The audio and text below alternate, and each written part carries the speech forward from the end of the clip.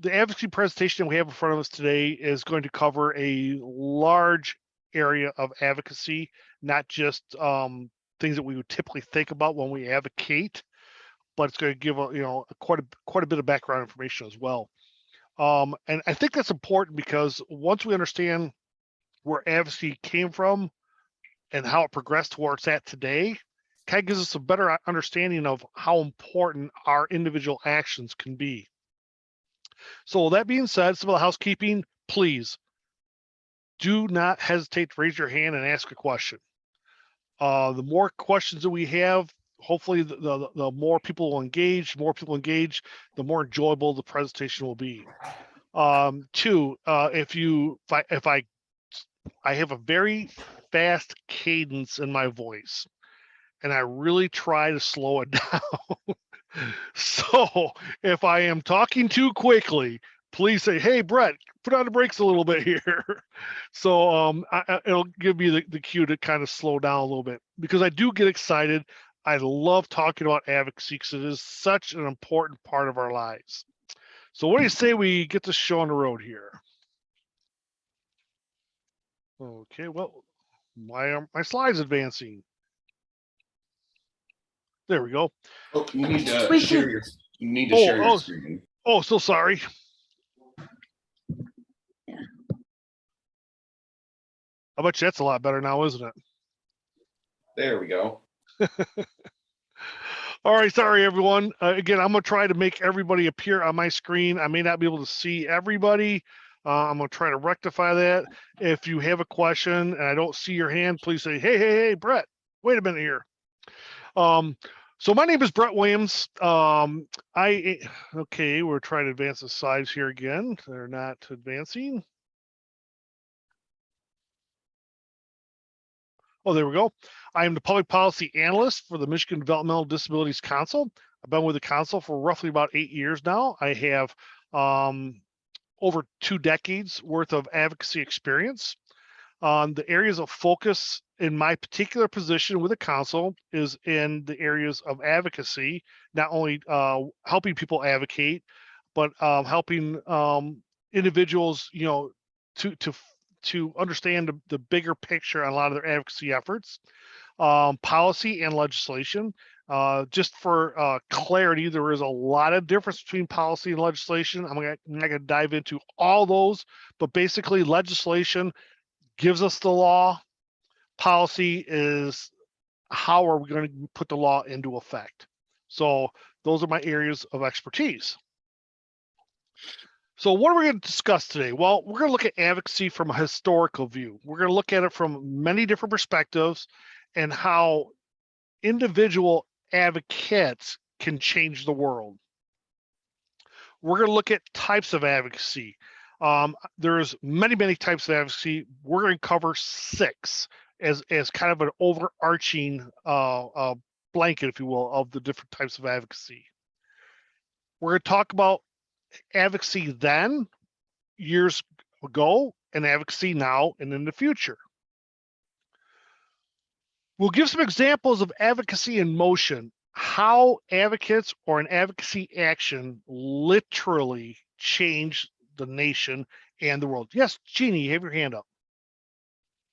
How many different types of advocacy are there? Because you said you were going to talk about 6. How many are there in total? Well, if you really dissect it down, Jeannie, there is, I'm guessing, probably hundreds. And the reason why I say that, because you can have combinations, you can have, one advocacy effort lead to another advocacy effort, which would lead to a different, format. So again, we're going to cover the basis, the foundation of advocacy. Great question. And then we're going to wrap things up. And again, this is interactive. I'm going to have some spots in here where I'm going to ask questions. Feel free to share only information you're comfortable in sharing. Don't feel necessitated to answer the questions if you don't know the answers. It's not a problem, because again, I'll try to make this fun, try to make it exciting, and also, try to keep people involved. I'm doing great. This is Robert. Yep. Hello? I'm a Could Yes. everybody who's on the phone please mute themselves? Thank you. So moving forward, advocacy, as the term advocacy has been around for literally thousands of years.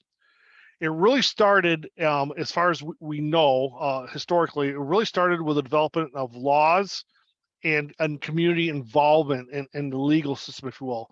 For example, the Code of Hammurabi in 1792 BC really established the first 282 laws that a lot of our current laws we have today are based on. It looked at, for instance, a person being innocent until proven guilty, where the advocacy came in. It took advocacy from both sides, the accuser and the accusee, to advocate for either a just outcome.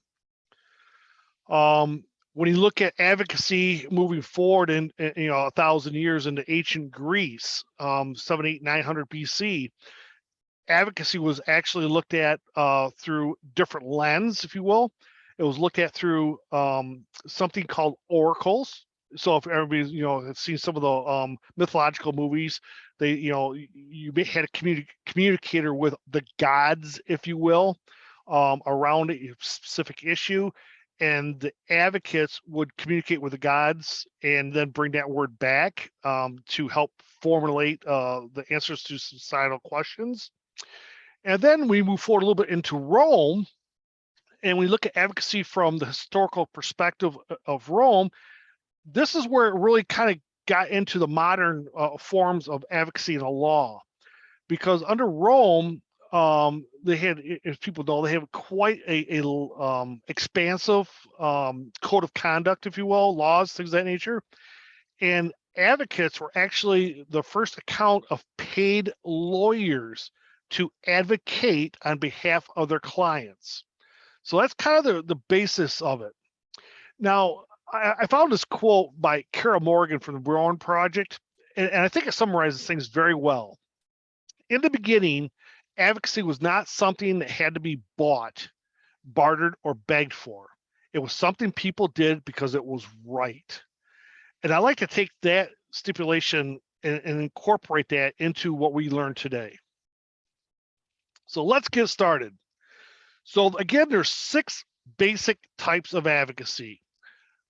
Individual advocacy, or some people call it case advocacy, peer advocacy, and we're gonna dissect into these a little bit further here and kind of break them all down for you.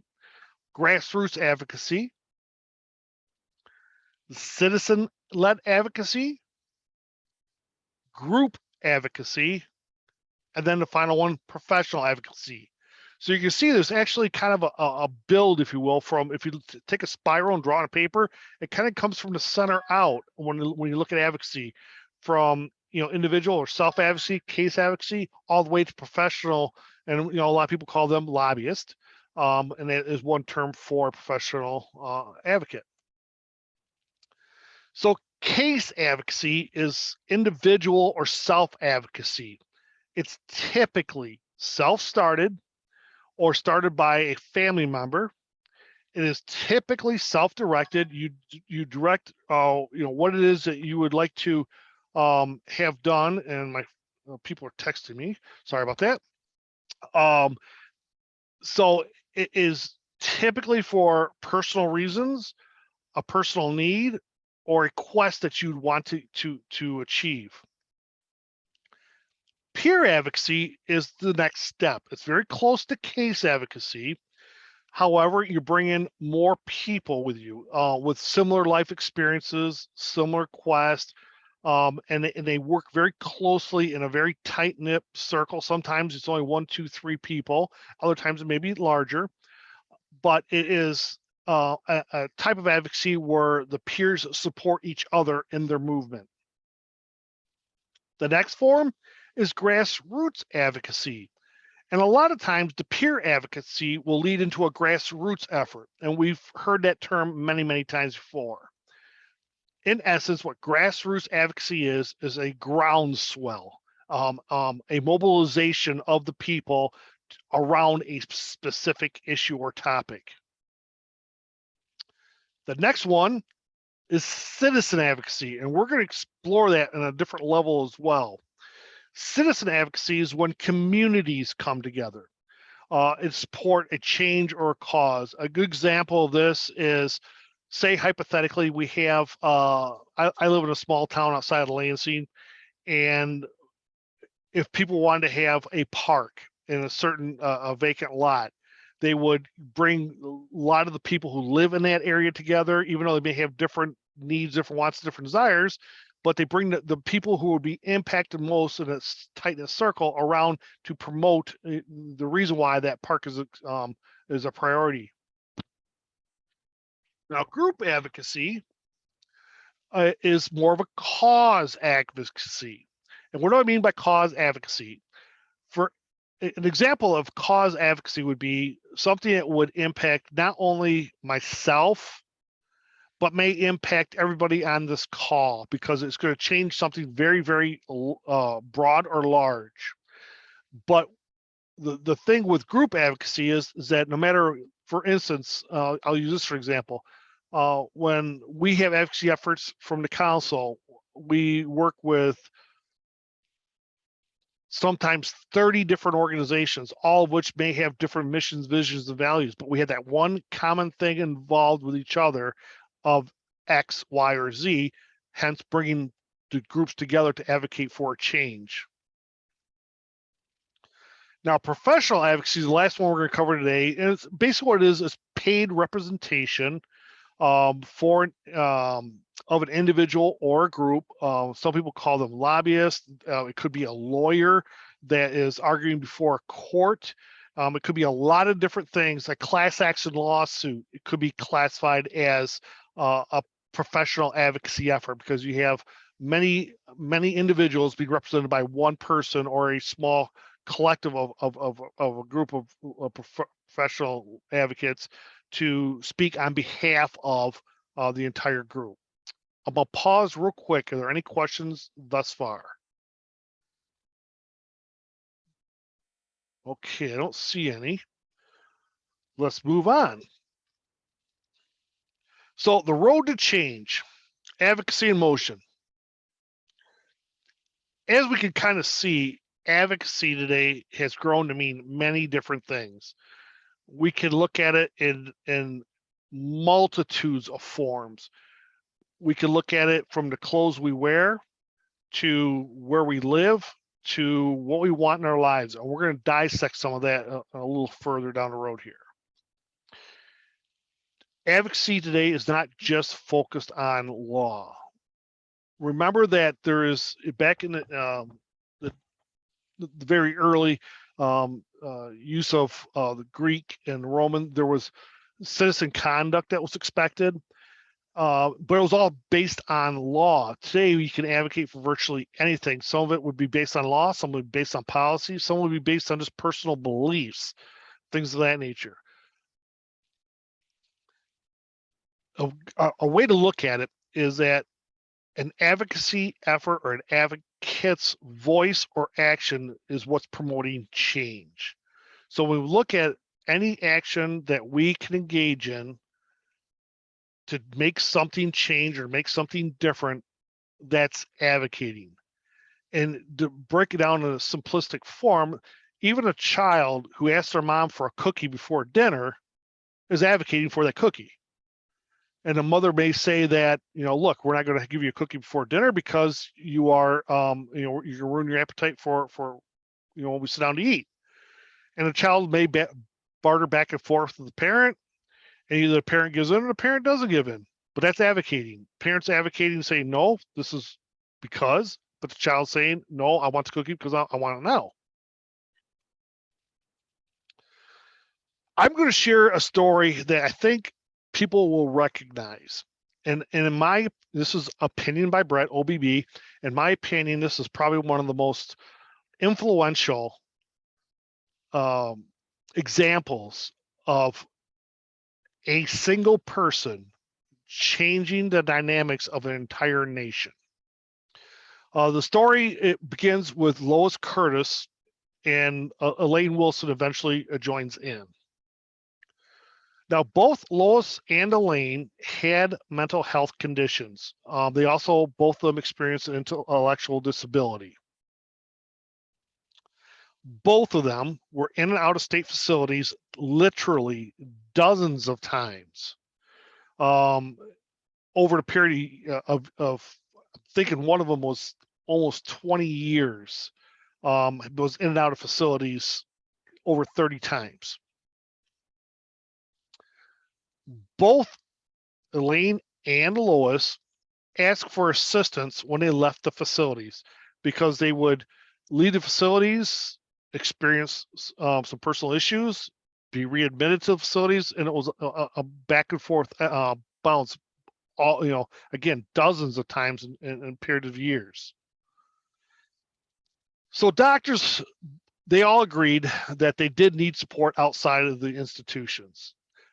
They weren't all collective on what those supports were, but they agreed that yes, they needed supports outside the institution, and that if they were supported properly, there would be a strong likelihood that they could live integrated within the greater community. So Sue Jameson was a legal aid in the Atlanta Legal Aid Society, and she filed a lawsuit on behalf of Lois after learning Lois's story about being bounced in and out of institutions. That was in May of 1995. So Elaine Wilson, who had very similar circumstances, was added as a plaintiff in 1996, very early in 1996. So the lawsuit was initially filed against the commissioner of the Georgia Department of Human Resources, because just like Michigan, each state has a department lead, and each department has the different entities. So if you bring a lawsuit against the Georgia, it's basically all the entities within that department.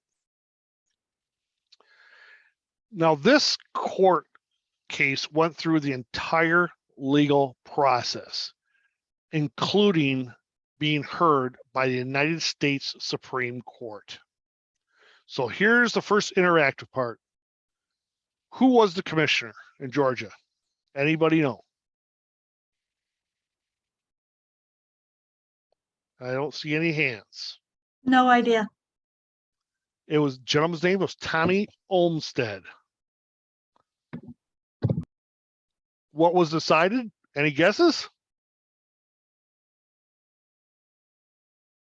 That they need to have support outside of the facilities. Yes, absolutely correct, Jeannie. The Olmsted decision. For those who are familiar with the Olmsted decision, I'm just going to reaffirm this a little bit. Basically, what this decision said is that all people who receive publicly funded supports and services must receive them in the least restrictive environment possible. This was the driving force that closed literally hundreds of institutions across the nation and promoted the home and community services that people receive today because of the one person saying, no, I want out. So let's look at national advocacy and the impact of national advocacy. How one advocacy effort affects others. And we're going to kind of create a map that one thing that's happening could have a dramatic impact on something else that we may not think of. For example, on the civil rights lawsuit, Brown v. Board of Education, the synopsis of this lawsuit was that separate educational settings for people of color were inherently different than other educational settings. So when this hit the Supreme Court, they basically said separate is not equal. We've heard that doctrine before. There's no such thing as something separate being equal.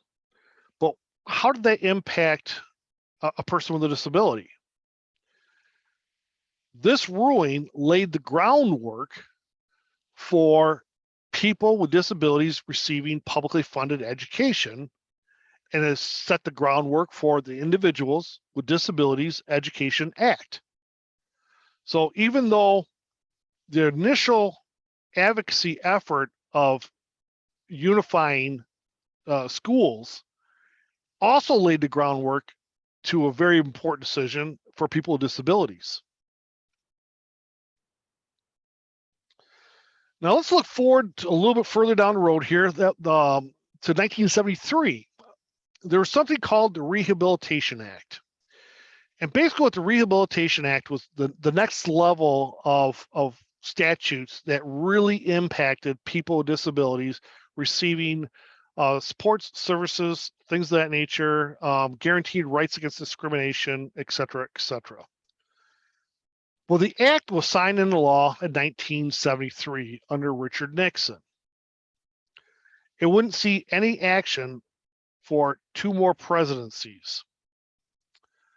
Section 504 was enacted in the law, but the problem was in 1973, there was no guidelines or administrative rules for Section 504. That really rubbed people with disabilities wrong because a lot of the other act that was in place, but one of the main components that impacted people with disabilities was kind of just set aside. The administrative act wasn't engaged.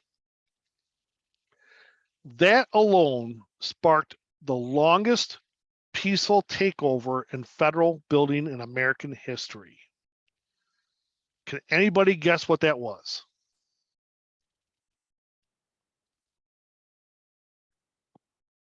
Another clue, the peaceful protest was 4 years in the making. So we're looking at 1977 now. It was the longest sit-in occurred in San Francisco at the Health, Education, and Welfare Building. The 504 sit-in. I'm sorry? The 504 sit-in. Absolutely, Jeannie. You're absolutely correct. The Section 504 sit-in. This was a monumental advocacy effort to demonstrate that this isn't right. It needs to be enacted now. So it lasted 28 days. There were sit-ins literally across the nation, but the Section 504 sit-in in San Francisco was the one that led the nation. And this was a quote from Kitty Cohn, who was one of the organizers of that event. And I'm going to read it verbatim in case people aren't on camera. The San Francisco Federal Building sit-in, the only one that endured, lasted 28 days and was critical in forcing the signing of the regulation almost unchanged. It began with a rally outside the federal building. Then we marched inside, where between 100 and 200 people would remain until the end.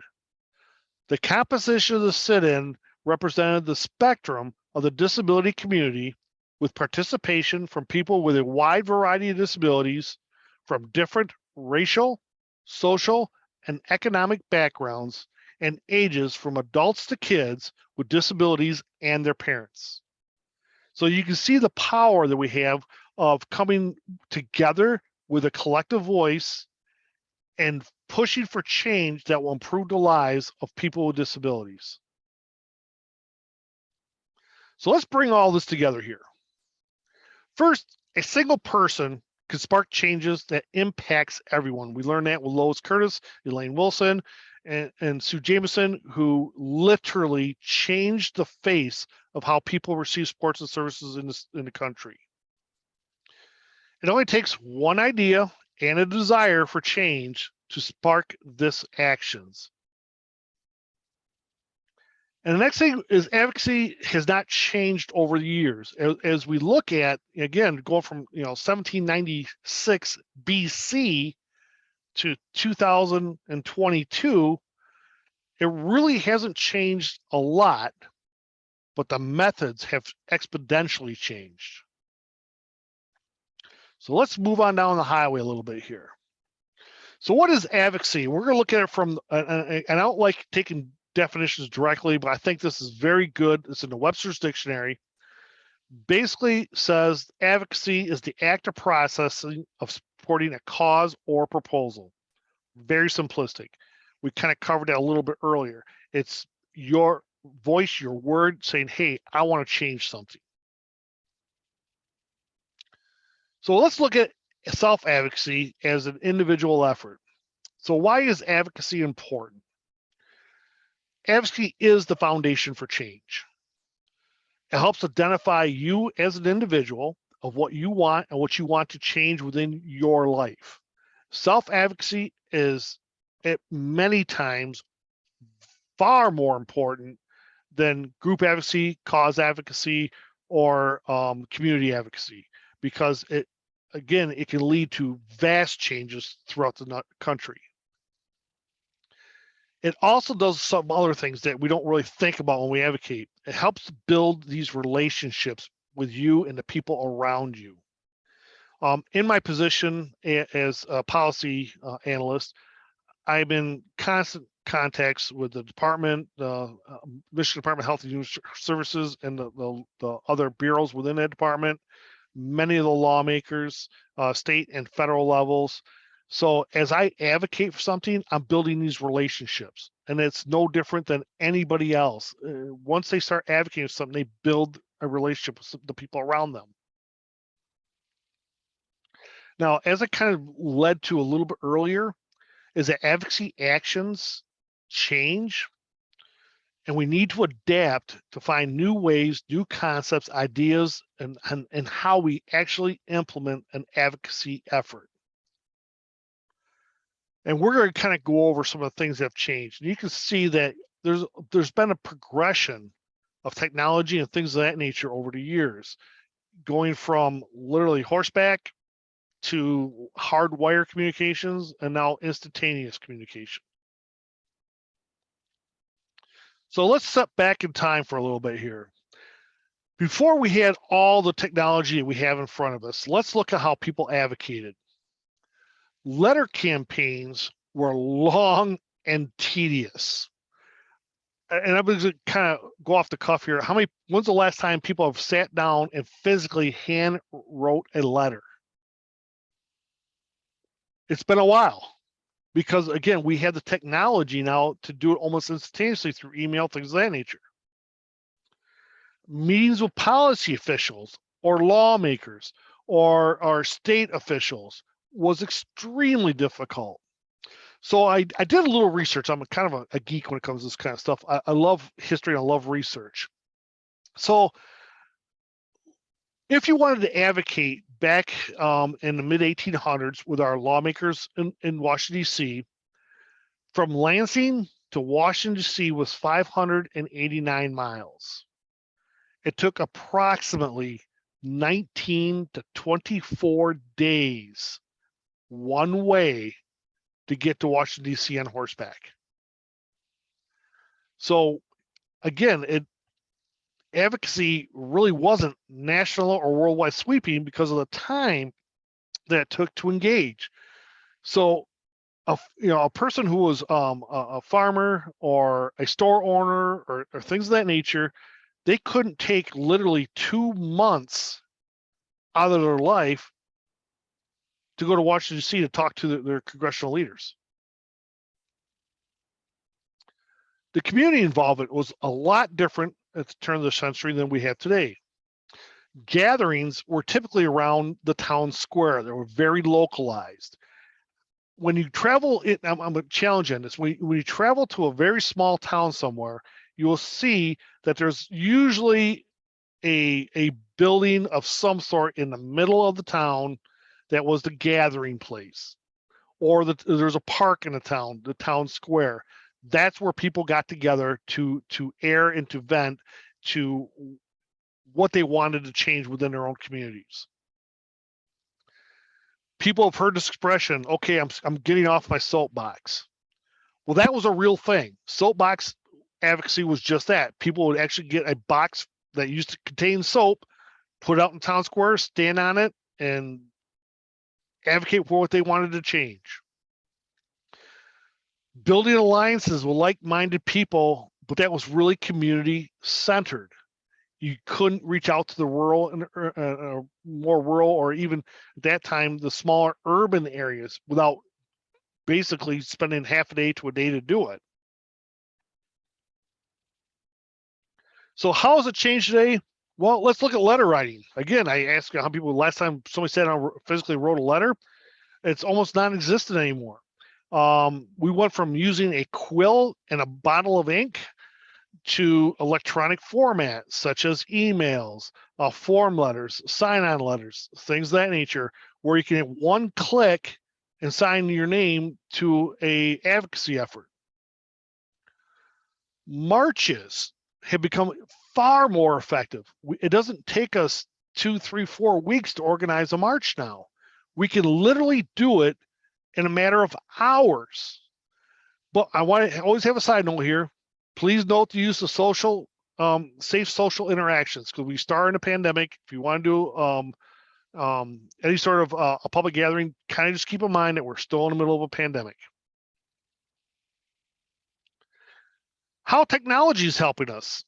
Meetings with public officials and lawmakers can be instantaneous. Remember 19 to 24 days to ride a horse to Washington, D.C.? We can literally pick up the telephone now and call them, and if you have the connections, you can get right to their office. You can meet with our policymakers, lawmakers in person, in Lansing, or in district, because cars, a great tool for advocacy. You can go to where the people are and work with them to change things in your life. Video conferencing, just as we're doing here today. I see some of the people that I know that are from literally across the state. We are joining by a click of the mouse, and we can use this form to talk to each other and to promote change. Cellular communication. I have several of my colleagues that I work with in advocacy efforts that have, and I'm not exaggerating, the personal cell phone numbers of state senators, state representatives, things of that nature. They call them and FaceTime with them at will. Those are the types of relationships that you can build by just taking that first step and starting to reach out. Advocating from home has changed immensely. Prior to the technology that we have today,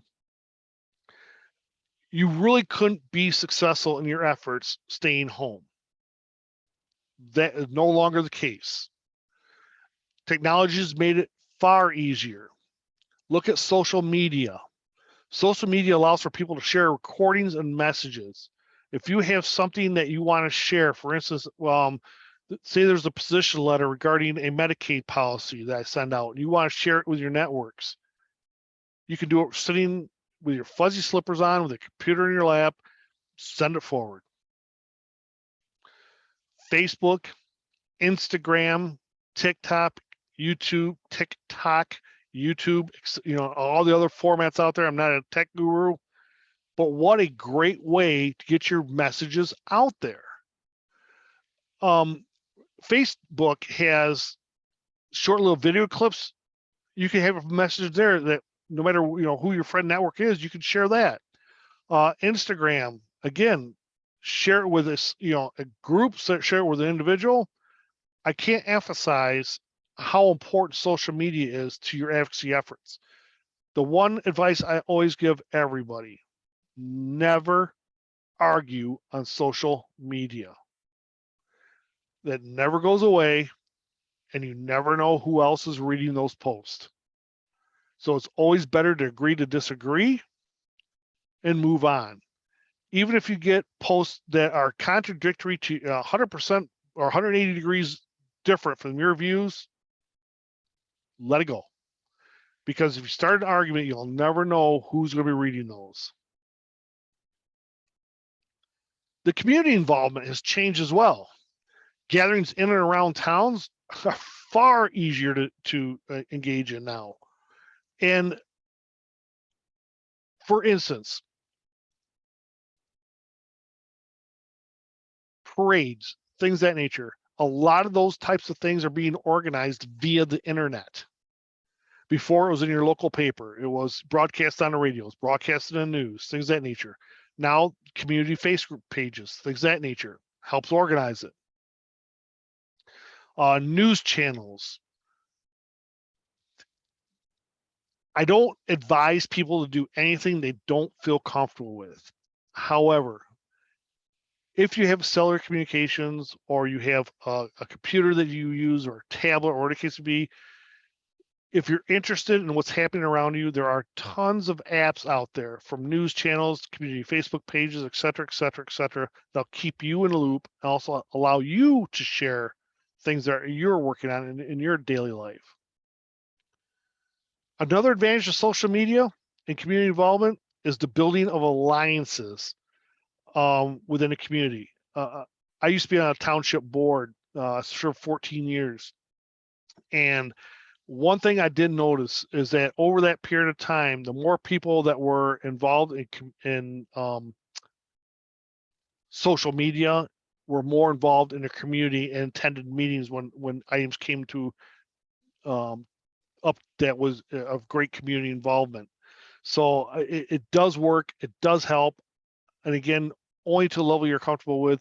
But if you're comfortable with social media, it's a great tool to have. So open discussion. What types of community advocacy have you done? Does anybody want to share any of their efforts or anything they've worked on? I can bet. Thanks, Jeannie. Well, as I am right now, I'm doing the guardianship bills with you on the duty council and stuff like that. So Absolutely. Katie, you have your hand up? Yeah, so I haven't started too much, although I do consider myself an advocate for mental health. I'm sure we all do. I have received a lot of discrimination in the courts for having a mental health condition and have been discriminated against in custody situations. So once all of the hot stuff is over, I am keeping feelers out to try and do an anti-discrimination law in the courts, as there's no current one that protects anybody with a disability. All it does is basically guarantee that if you need accommodations, that those are met. But at this point, there's full reign in the court. So I want to prove, make the court prove harm of like a child before they can remove them just based on a disability. So that's going to be my journey, which is why I got on this this particular one. Well, thank you, Katie. I really appreciate sharing that, because that's important in my work as well. One thing that I've noticed in the years past is that disabilities is not included in the Elliott Larson's Civil Rights Act of Michigan. And I think that that could be a great start that you and I can have a conversation on. So please feel free to reach out to me anytime. I'll be glad to have that discussion with you, as well as, you know, how we can kind of focus on and see how to improve the lives of people with disabilities. I would really, really, really appreciate that, because I really have been trying to put feelers out, but I've just been so busy. So will you put your email in the chat? Absolutely, I will. Thank you. And also, let me see here. Well, I'll have to stop sharing screen to do that, because I got both the computers. I'll give it slowly. It's very easy. It's my last name, Williams. My first letter, B. The number 18 at michigan.gov. And my office phone number is 517-284-7289. Katie, I'm speaking from personal experience. Brett is awesome at helping people. Well, thank you. Thank you, Jeannie. Hi, Brett. This Hi, is Jamie. Jamie. I'll put your email in the chat. Can you repeat your phone number, and I'll put that in the chat as well. Great. I appreciate your help. It is 517-284-7289. And I saw you had your hand up, Jamie, prior to that. So is there a question you'd like to share? Oh, I was going to share advocacy that I have been involved with. Nice. Or that I'm in the process of getting started on. So in the past, I've been involved in advocacy to create an office that focused on creating equity and access for people with disabilities in the city of Detroit government. And now we have one. It's called the Office of Disability Affairs. So that was great. That was my first big collective advocacy push, and it was wonderful to have a win. Fantastic. So new out the gate. And my second one that I'll be starting soon is to work to create a support group and resource group for parents who have disabilities. Mm-hmm. Yeah, the young lady that just spoke, I can resonate with what she said, because in my research, I found that there are a lot of states that can take your child away from you just for no other reason than you have a disability. There has to be no indication of abuse or neglect or anything. That is true. So that is something that I'm very passionate about as a parent with a disability myself. Fantastic, Jimmy. Thank you for sharing. Kelly, you have your hand up? I'm going to be working with a one-on-one consumer doing my internship, getting my hours in like that at STEP, because they just found me a consumer that needs a peer mentor. So I'll be Nice. helping them to advocate for them. Great. Peer mentors are an exceptionally important component. Just for a little clarity, Kelly, could you tell us what a peer mentor does? Peer mentor, I'm going through my peer mentor internship through the STEP program. And I'm trying to get my hours in, because Tracy Vincent told me that I had to work with one-on-one, get my hours in, and have 90 hours, get my certification through her. Mm-hmm. And you help them out with their goals that they need, like their employment, housing, transportation, personalized goals at home. So you're using I'll your be life putting experiences. I'll be putting their notes on STEP to send, so yeah. Fantastic, Kelly. Thank you. I appreciate you sharing, and good luck. Yeah. And Kelly, Katie, do you have your hand back up again? Okay, I'm sorry. Anybody there else would like to share in their advocacy, what they've done or engaged with? Politics, campaigning for an individual because he shares your views or whatever is a strong form of advocacy. Absolutely. We're going to touch a little bit on that as well. That's a great point, especially for people with disabilities. Absolutely. So let's expand out a little bit. Oh, I'm sorry. Did somebody else like to contribute? Oh, yeah. Hi, my name is Stephanie Miller and from Livingston County. Anyway, one of the ways I've advocated for our peer services or program is done presentations at NAMI. Mm-hmm. You know, National Alliance of Mental Illness. I do, and I know Mr. Fisher very well. Okay. All right. So that's one of the ways. Absolutely. And that shows you how organizations and sometimes group advocacy could work, because again, part of our alliance of different organizations includes NAMI, includes the Brain Injury Association of Michigan, the Area Agencies on Aging, the Disability Network from around the state. We have people call in from Western Michigan, Central, Mid Michigan, Southeast Michigan. So as Stephanie shared, just doing outreach with one organization could really balloon and help many, many other organizations. Even if you don't have this exact same mission, vision, and values, it impacts people with disabilities nonetheless. Thanks, Stephanie. Okay, looking at our community and beyond. As we know, kind of talked about, it doesn't stop at your front doorstep. There are many opportunities to advocate at a much larger level. Let's take a look at some of the things that have happened in that. People with disabilities aren't just localized. People with disabilities are in every community, every state, every nation, and worldwide.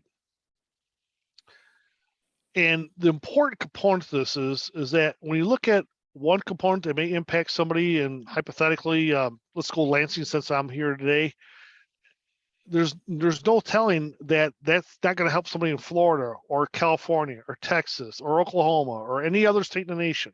So it's important that we don't stay so focused on, the immediate change, but let's look at the big change, the big pictures. Coming together, a social voice is very, very important. And for example, of that is that the Self-Advocates of Michigan held, and this is prior to the pandemic, their last legislative self-advocacy at the Capitol. There was over 120 self-advocates, people with disabilities, coming to the Capitol, meeting one-on-one with their state lawmakers. We had, out of the 148 offices, we had meetings with 66 different lawmakers, which is really, really good. Because keep in mind that there's, some lawmakers who may be in session or who have hearings or have other commitments. But when you can sit down with literally a third of the entire Michigan congressional delegation, that is pretty impressive. The collective voices are very, very strong. So if you have the opportunity to do this, to have a large event, the one advice we try to give is keep things simple. Have talking points, 3, maybe 4. You don't want to overcomplicate things. And if you have just 3 or 4 talking points, that collective voice has a very strong impact. One example I like to share is in Michigan, and people have experienced this, I'm sure, that in certain parts of the state, if you traveled from one part of the town to another part of town, you'd have to fill out a different application for the reduced fare. Back in 2016, we had a collective group come together, and we discovered that there's a problem. It just wasn't happening in one part of the state. It was happening throughout the state. That if people travel from one area to another area, every area they were in, they had to fill out a different application to receive the reduced fare. So what we did, we held a summit. So let's bring the people together, sit at the table, and let's talk about this. So not only did the advocates come to the table, but the transportation providers from around the state came to the table. We had, I'm going by memory here, at that time, there were 82 different transportation providers, and we had 55 of them come to the summit. What was the outcome of this? 29 counties are now participating in a single application to receive reduced fare. So if you live in one county and you travel to another county, all you do is show your universal reduced fare card, and that is managed through the Michigan Department of Transportation. Now this map shows the green areas are all participating in this program. So when you look at it, it's a lot of the densely populated areas around the thumb, on the upper part of the mitten, down the south west part of the state. But there's more advocacy efforts to be done in the Southeast Michigan. So if this is important to you, talk to your local transportation providers and or your state lawmakers and policymakers and say, look, there's a program out here I think we need to be involved in. Again, this is not done by private entities, it's done by the Michigan Department of Transportation.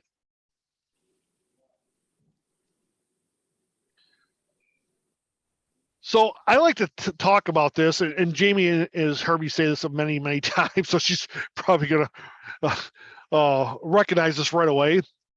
Educating lawmakers on issues important to people with disabilities, we collectively are the teachers.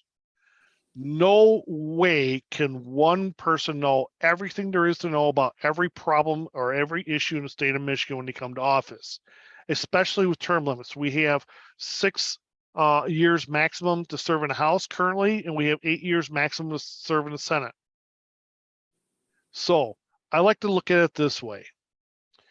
In Michigan, as disability advocates, we have 148 students that we need to teach, 110 in the House and 38 in the Senate.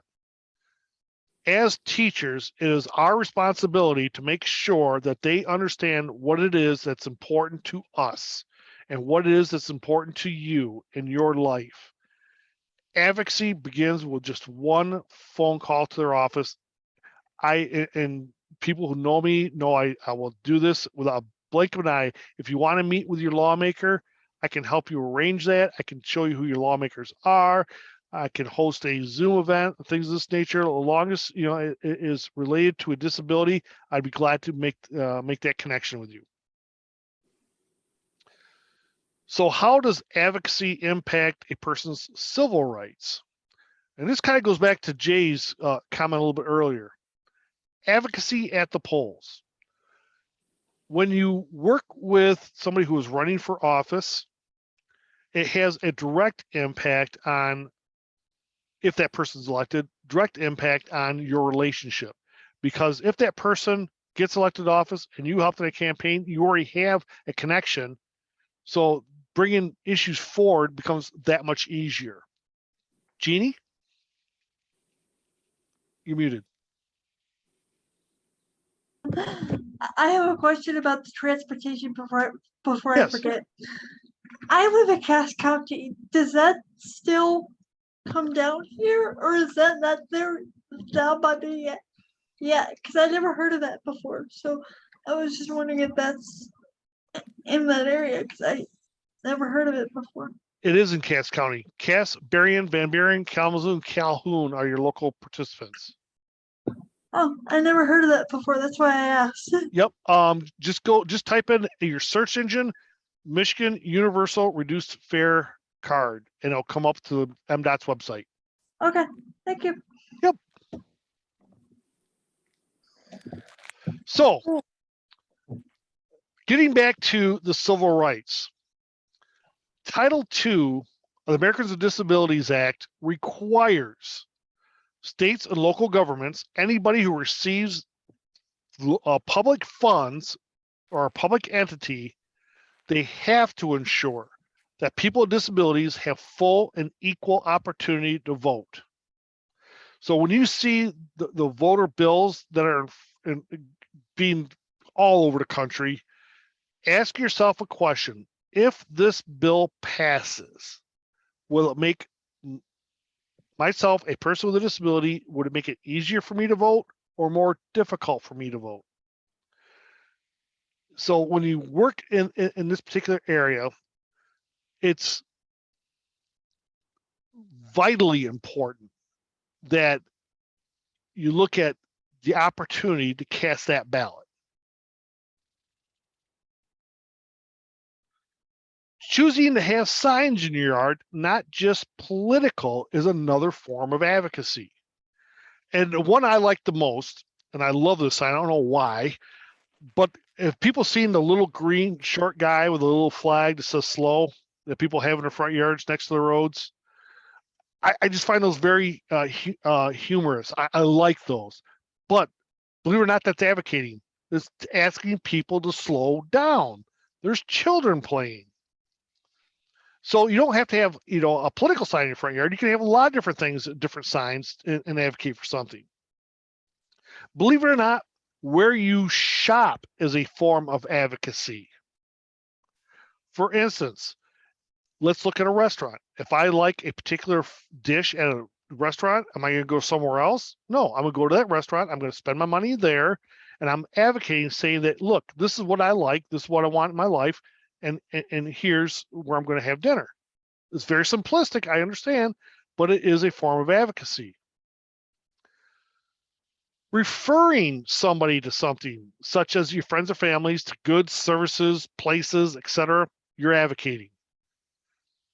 because we all know, we've also heard this many, many times. You have a good experience, you tell one person. You have a bad experience, you tell 10. You're advocating your experience. You're sharing what's important to you. So, and basically, in common terms, advocacy is in every portion of your life. So let's just bring this all together here and we'll wrap this up. Regardless of type, advocacy is the kindling or the foundation to fuel change. You can't start a fire without a spark, right? Right. Once you get that spark, you got to get something on fire. That's where the kindling comes in. That kindling is going to fuel the rest of the fire. It's going to make things grow. Self-advocacy is not self-centered. We must acknowledge that. It is extremely important to be a self-advocate, whether it is for yourself or for others. And when you are looking at case advocacy, cause advocacy, group advocacy, working by yourself on something or working with a collective group of somebody, it's the right thing to do. Peer advocacy encourages a wide range of impacts affecting many people, because if you bring groups together that have similar life experiences and similar things they can talk about, it creates a far-reaching foundation to make change. Group advocacy looks at the bigger picture. It makes a broad or a sweeping change to something. Again, when you work with group advocacy, you'll never know who your partners are until you reach out and ask. I've run across that many, many times, that one group may not look at something one way and another group looks at something a little bit differently, but look, there's something that bridges both of our groups. So group advocacy is very, very effective. It looks at the big picture, and again, you never know who your group allies are until you ask. Professional advocacy, on the other hand, it is expensive, typically in the tens of thousands of dollars. However, it can be very, very effective, especially when you're looking at legislative change that will impact state policy or federal policy. I know that some people look at lobbying as one of those dirty words. There's a reason for it. Not that it's a dirty word, but there's a reason for lobbyists. Lobbyists can take an issue and use their professionalism to contact a lot wider range of lawmakers and sit down and talk to them and explain the importance of the issue. Again, it's expensive, but it can be very effective. The most important message I'm going to give everybody today is never quit. Once you quit, you've admitted to defeat. I am a person that do not like defeat. I'm not saying I have to win at everything, but a victory now and then is good. And if I don't win at something, I will move on to something else and advocate for that. Be the catalyst for change, not the glue for stagnancy. Keep moving forward. There are no crystal globes. Nobody can read your mind. Nobody can understand what you're thinking unless you share it. I always tell people, share what you're comfortable with. If somebody asks you a question that you're not comfortable answering, you don't have to answer it. But be prepared to take your stand. Be prepared to say, this is important to me, why? Or if you presented with a question that you're not comfortable answering, to say, I'm not comfortable answering that, but let me share this with you. And one of my favorite sayings, and I've coined this phrase, I don't know, must have been 10 years ago, I guess, maybe around that time frame. Remember, it's never a one and done. And I use the term one as W-O-N, not O-N-E. Because if you win, you don't quit advocating, you keep moving, right? Well, that pretty much wraps it up. I am right on the dot of 1 hour. So we do have a few minutes left for questions, comments, concerns. I can go back over something if somebody would like. Thank you so much for your help, Brett. That really helped me out. Not only just helped me understand a lot more of what advocacy is. Well, thank you, Jeannie. I appreciate your feedback. Just have to tell you, it was a wonderful presentation. I love it, and I learned some new things. Well, thank you, Stephanie. I appreciate the feedback there as well. Can you email us the PowerPoint? I believe the conference organizers will be doing that. If not, we'll make it available. And just kind of an FYI is that we're gonna use this exact presentation for the Self Advocacy of Michigan's web page as well. So one way or another, it's going to be available. Hi, Brett. Thank you. This presentation was very informative. And I was a little late coming in, so I do have a question. Maybe Fire you away. answered the question. But in formulating an advocacy campaign, what's the best way to collect data and get allies? For instance, the issue that I talked about in terms of creating a support network and a support group and resource network for parents with disabilities. How would I do that research on a large enough scale to attract people from all over? It's a great question. First, the advice that I give everybody when they're looking at starting an advocacy campaign is never rely on secondhand information. Ever. Go to the source. For Jamie, she's looking at I'll use just a portion of your example, Jamie, if you don't mind. Absolutely. A person who loses a child because they have a disability. You would look for court cases in the probate court system and cite those cases. That gives you several different things to do. One, it would present facts, not just offhanded information.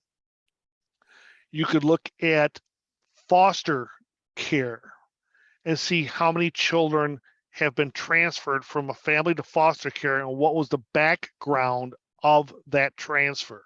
Now, the names, things of that nature will not be available, so don't be surprised there, but statistics might be. The probate court system would be where you could possibly find that data. Advocacy organizations.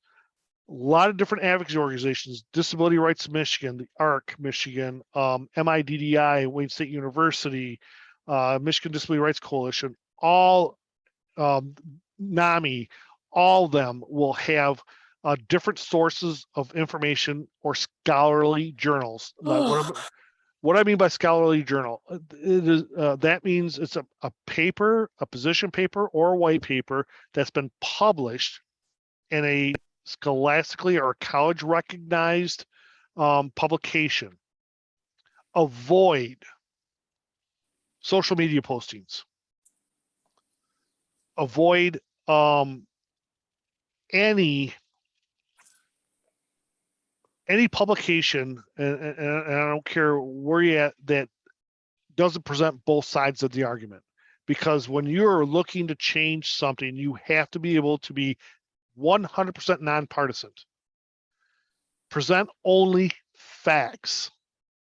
One of the biggest ways to lose any momentum you have in your advocacy efforts is to embellish something or not be factual.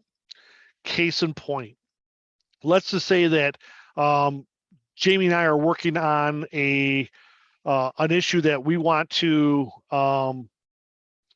make sure that everybody mows their grass at least once a week. And we go to our state lawmakers. Jamie, I hope I'm just making this up. I hope you realize that. So we go to our lawmakers and say, this is going to impact 12 million people in the state of Michigan. Well, the lawmakers are going to know right now, we don't know what we're talking about because there's only 9,800,000 people in the state of Michigan. So we embellished something that just blew our credibility. So never embellish the facts.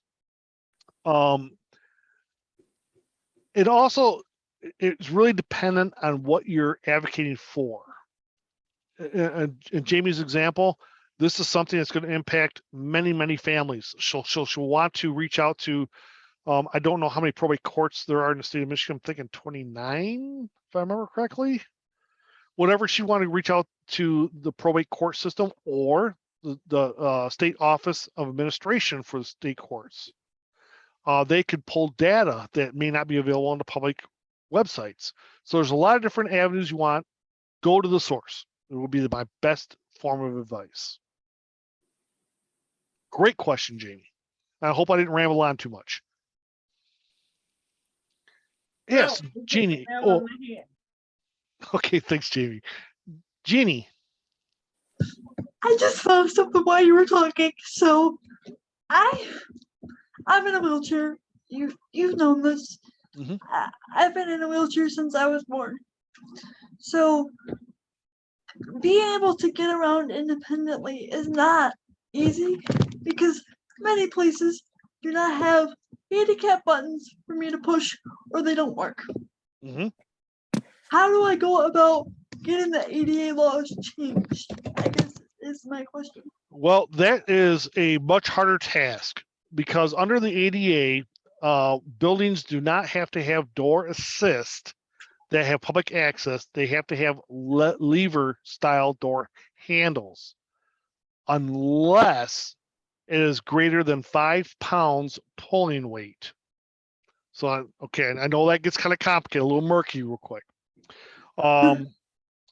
So if a door, let's just say is I used to work construction, is a solid core steel door that has, let's just say an 84-hour fire break code, it's going to be a heavy door. It's going to have more than 5 pound pull if I use certain types of hinges. That door would require a push button. Most office doors, most other doors in facilities, the pull weight is far less than 5 pounds. So you only have to have a lever style handle where you can basically open the door with a fist. But for people that cannot, like, for myself, I have horrible hand coordination in my hands. Mhm. So for me, the push buttons are the best way to go. So how do I start advocating for that stuff? Like, Well, you if you want to look at it from it really depends on the focus of your advocacy. For state buildings, is it for a change to the law entirely in a nation? If it is trying to change the law entirely for the nation, you want to go to the federal. I would start with the federal ADA commission and find out what the laws are. Okay. And again, I just highlighted some of them. Okay. And find out what could be changed to make that more adaptable. And then once you find that out, you have to produce that argument. Here's why it is important. And then you would basically work with your federal congressional leaders to have a bill introduced, and then you would advocate for the passage of that bill. would you be able to help me with that? Absolutely. Thank you. Yep. Any other comments, questions, jokes people would like to share that are clean?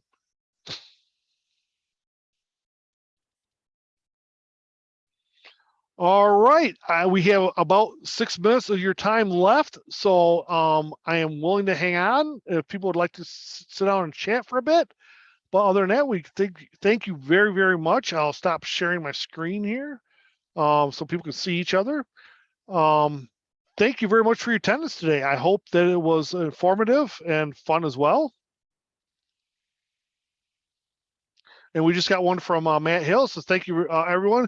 Please join us for the conference closing at 1 o'clock.